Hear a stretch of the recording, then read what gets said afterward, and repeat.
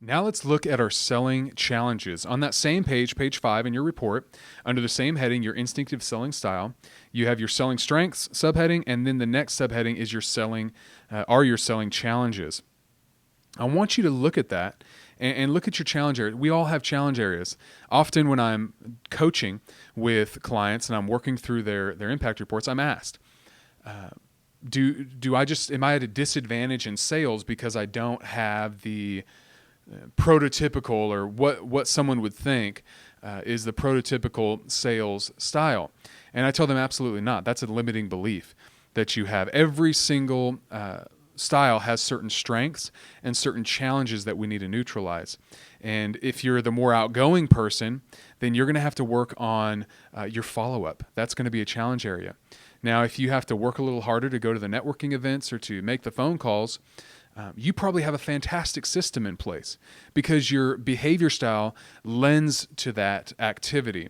So, and here's something to remember. If you think you're not the prototypical sales style, well, I've never closed a deal that I didn't follow up on.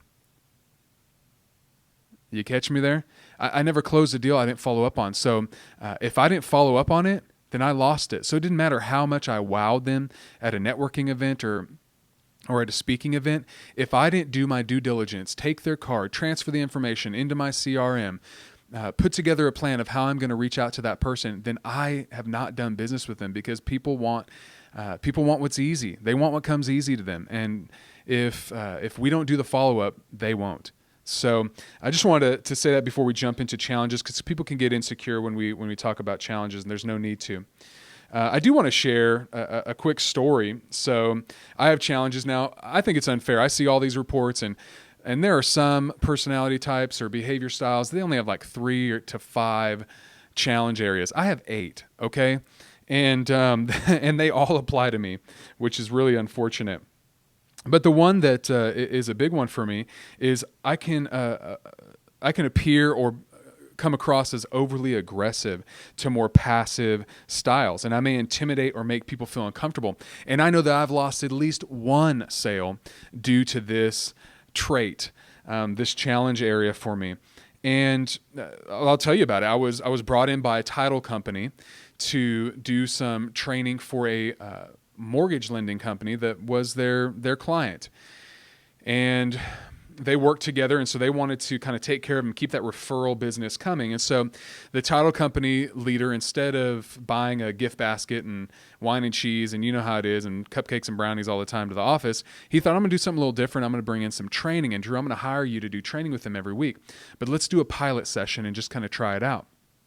Well, I don't know how familiar you are with speaking, but whenever you bring in a speaker, the understanding is that they can do a pitch. They can sell from the stage, is what it's called, when they're talking to a group if they're not being paid to be there.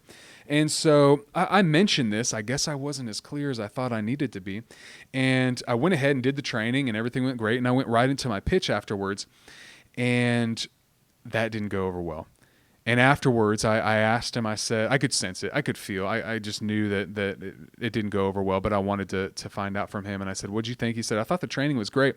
But myself, and I talked to my client, we both thought that sales pitch was just, it was too long, and it was too much, too over the top, too aggressive maybe. And I said, okay. And I thought, well, it's not over. I can keep following up. I followed up and followed up and followed up. Eventually, he unsubscribed. Now, anybody who has a database knows that if they unsubscribe for you, that's like the dagger to the heart, right? It's over. And that's what happened in this particular situation. And so what was the problem? Where did I go wrong? Overly aggressive. So I have a challenge area that I have to work on. What I want you to do is take a moment and determine what is the challenge area that you have that you want to work on. So there's a key point, that you want to work on. And then number 2, that will give you the greatest return on investment of time if you neutralize it. Okay? So it's a challenge area.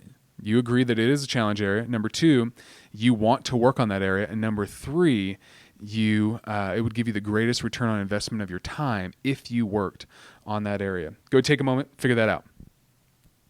Once you got it, jump to the next video.